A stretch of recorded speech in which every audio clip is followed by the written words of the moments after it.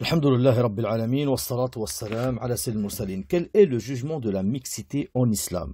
Eh bien, la mixité, elle est haram dans l'islam. Dans le Coran, Allah il dit قُلْ لِلْمُؤْمِنِينَ يَغُضُّوا مِنْ أَبْصَارِهِمْ وَيَحْفَظُوا فُرُوجَهُم ذَلِكَ أَزْكَى لَهُمْ إِنَّ اللَّهَ خَبِيرٌ بِمَا يَصْنَعُونَ وَقُلْ لِلْمُؤْمِنَاتِ يَغْضُضْنَ مِنْ أَبْصَارِهِنَّ وَيَحْفَظْنَ فُرُوجَهُنَّ jusqu'à la fin du verset.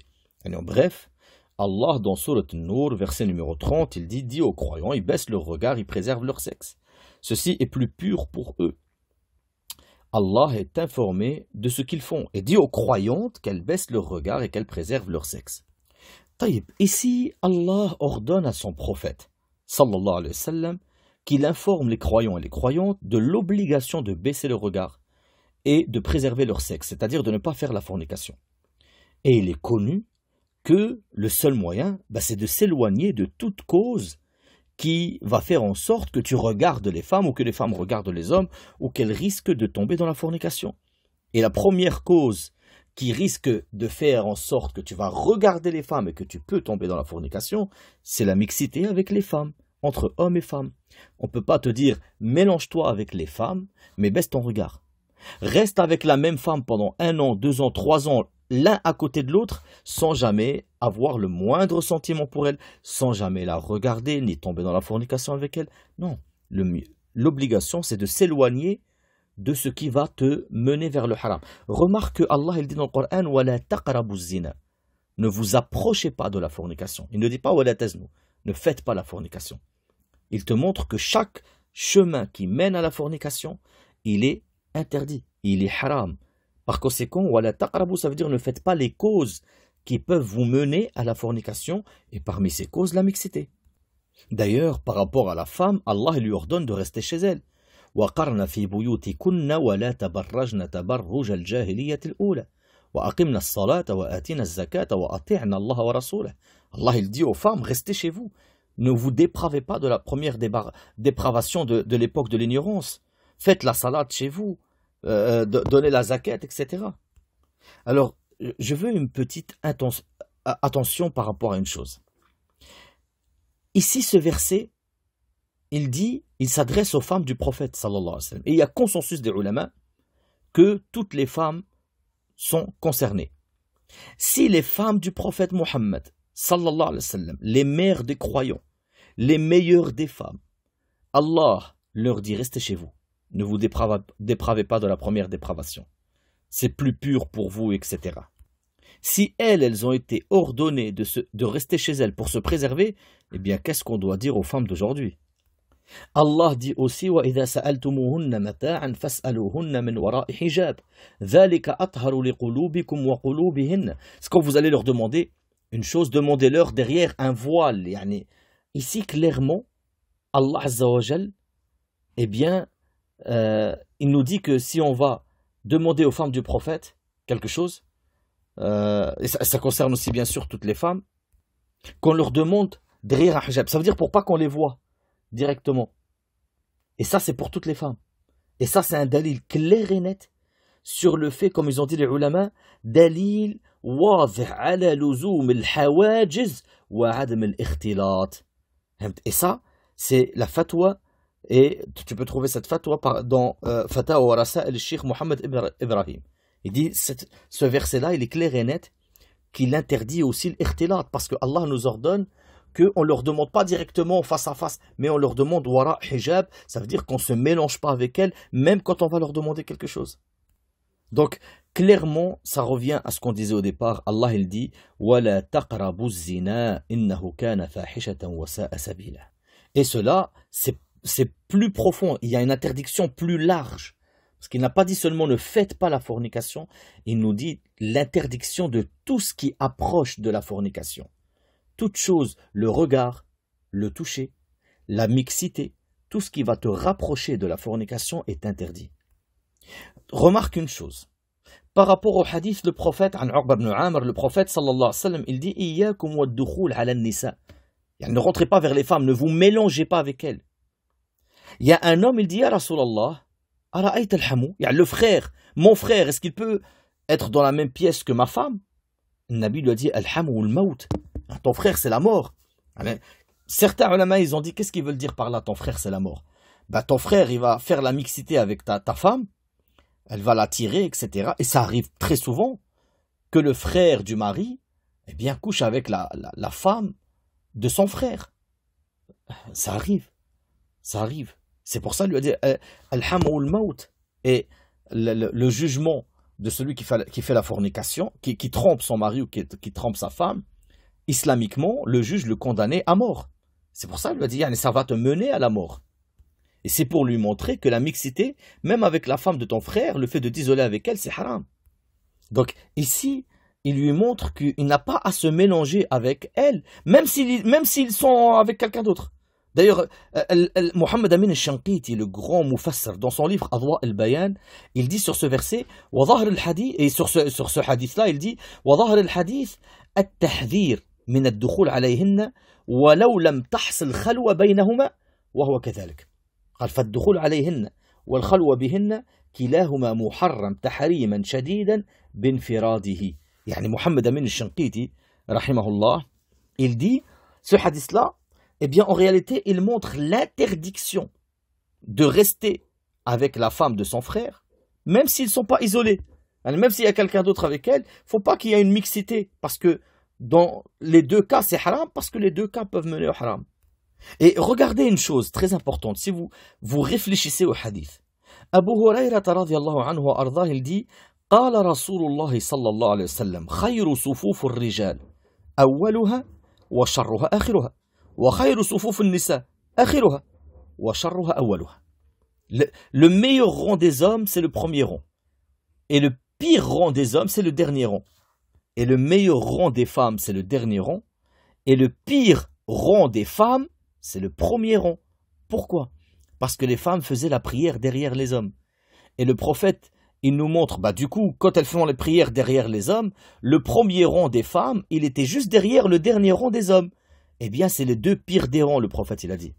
Parce que du coup, le premier rang des femmes, il voyait le rang des hommes. Nawawi, il dit إنما فضل آخر صفوف النساء الحاضرات مع الرجال لبعدهن من مخالطة الرجال ورؤيتهم وتعلق القلب بهم عند رؤية حركاتهم وسماع كلامهم ونحو ذلك وذم أول صفوفهم لعكس ذلك.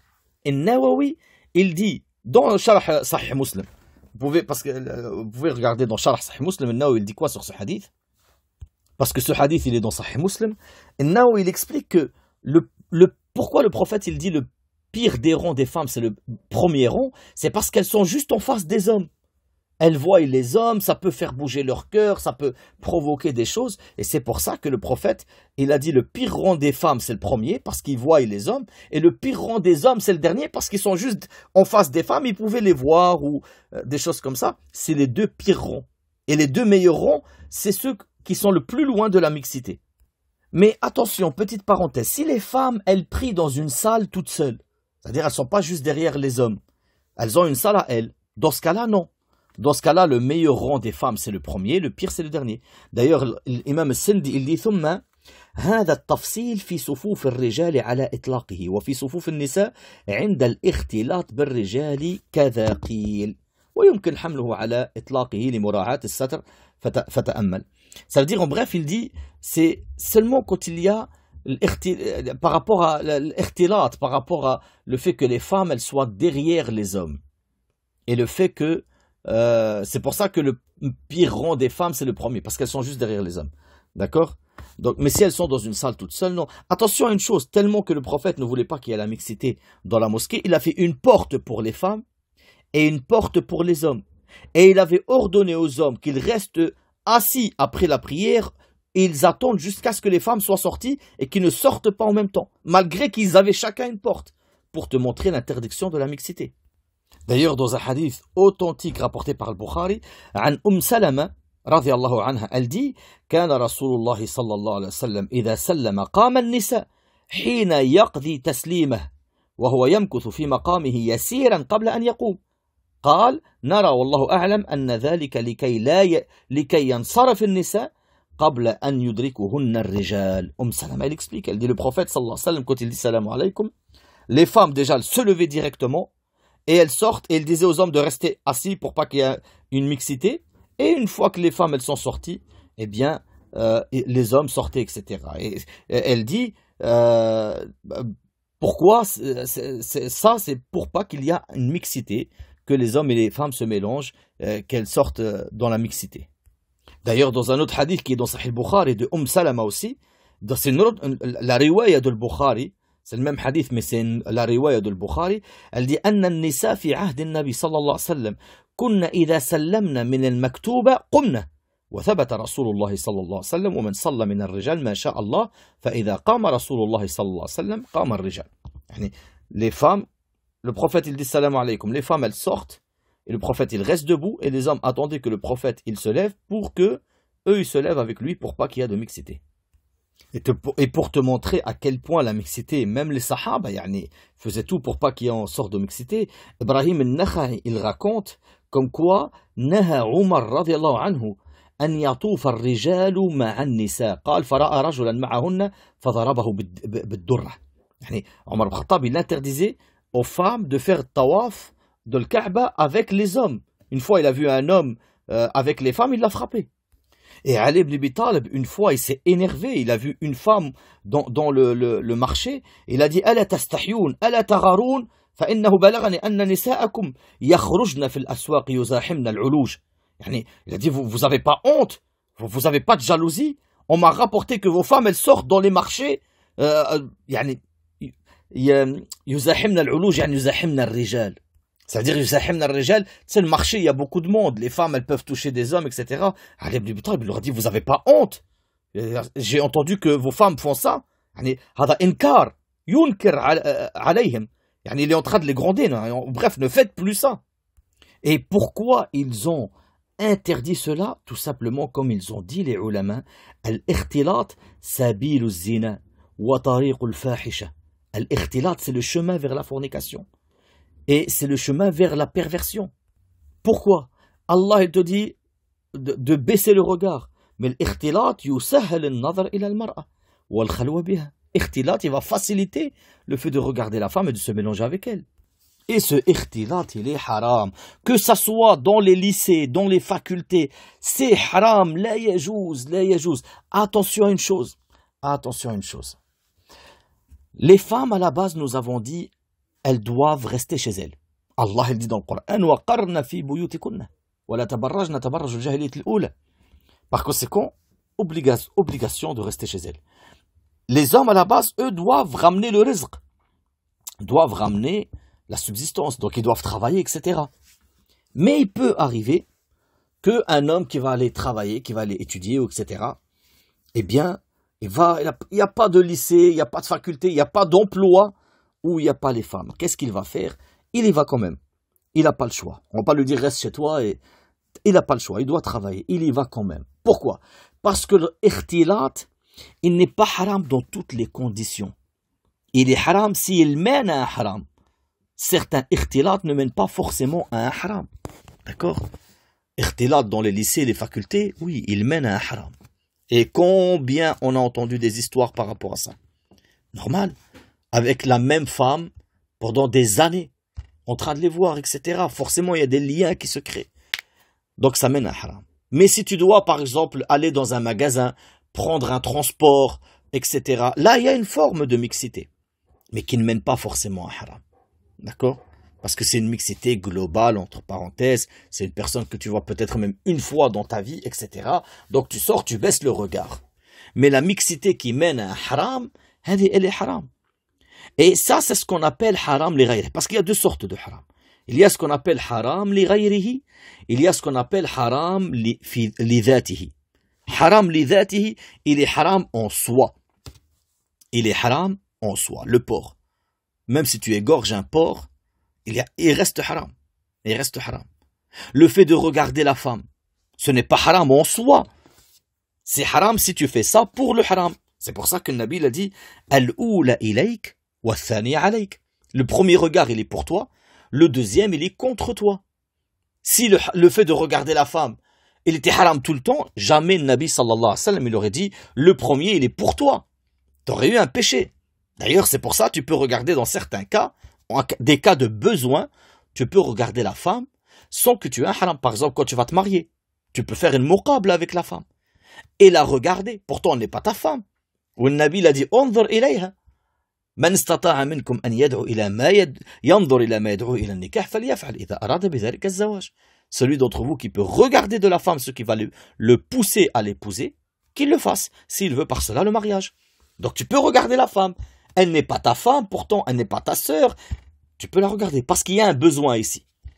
D'accord? Là, il y a un besoin de se marier. Ou alors pour témoigner, une femme a volé, tu l'as vu. On va te dire, tiens, regarde, c'est elle ou pas? Tu vas pas dire non, je regarde pas. Ah oui, c'est elle ou c'est pas elle, tu regardes. Là, il y a un besoin. Donc le fait de regarder la femme, c'est haram li ghayrihi, c'est pas haram li dhati. Il est haram s'il mène à un haram. Quelqu'un qui regarde une femme avec envie, avec perversion, etc., on va lui dire c'est haram, la yajouz. Mais quelqu'un, voilà, il regarde, il a tourné le visage comme ça, une femme est venue devant son passage. Ou alors il va se marier avec une femme et il la regarde dans la rue, comment elle parle, comment elle fonctionne, etc. Parce qu'il compte l'épouser et il veut voir de elle si elle a un bon comportement, etc. C'est autorisé. La mixité, c'est la même chose. La mixité, elle est haram si elle mène à un haram. Par conséquent, il y a une qa'ida qui dit ما حرم في ذاته لا يباح إلا عند الضرورة وما حرم لغيره يباح عند المصلحة الراجحة. Ce qui est haram en soi, il n'est autorisé qu'en cas de extrême nécessité. Le porc, il est autorisé seulement en cas d'extrême nécessité. Il n'y a rien à manger. Tu manges du porc ou tu meurs. Eh bien, tu vas manger. C'est un cas d'extrême nécessité. Mais ce qui est haram, li ghayrihi, yani les haram s'il mène à haram, il est autorisé en cas de besoin. Et comme l'homme, c'est à la base, c'est lui qui doit ramener le rizq à la maison, c'est lui qui doit ramener le salaire, c'est lui qui doit subvenir aux besoins de sa femme, ses enfants, etc. Là, il y a un besoin de travailler. Par conséquent, s'il y a la mixité, il y va, mais il s'éloigne des femmes, il ne regarde pas, il ne se mélange pas avec elles, etc. jusqu'à ce qu'Allah lui facilite mieux. Mais nous répétons pour les sœurs que ça, c'est pour l'homme, parce qu'à la base, c'est lui qui doit travailler pour ramener. Mais la base de la femme, c'est « qarna fi buyutikunna ». Restez chez vous. D'ailleurs, pour les sœurs, vous avez toujours l'étude à domicile qu'il y a. Et d'ailleurs, c'est étonnant que certaines sœurs, et même certains frères, voient la réussite dans l'obtention de leur diplôme, quitte à transgresser Allah. Comment croyez-vous avoir le bonheur en transgressant le créateur du bonheur et en ayant un diplôme? C'est-à-dire que vous faites plus confiance à votre diplôme que à Allah. Et si vous croyez que vous pouvez transgresser Allah, mais que grâce à votre diplôme, vous allez avoir le bonheur, eh bien, wallahi, je défie quiconque de réussir. Et bien sûr, personne ne réussira, car la réussite n'est pas ce que tu as obtenu ici, mais la réussite, c'est de réussir ici-bas et dans l'au-delà. Et quiconque transgresse Allah ne réussira jamais, ni ici-bas, ni dans l'au-delà. Sachez que le fait d'avoir de l'argent, ce n'est pas ça la réussite. Combien de riches se sont suicidés? Avez-vous déjà entendu un seul savant islamique se suicider? Jamais. Subhanakallahumma wa bihamdik. Ashhadu an la ilaha illa ant.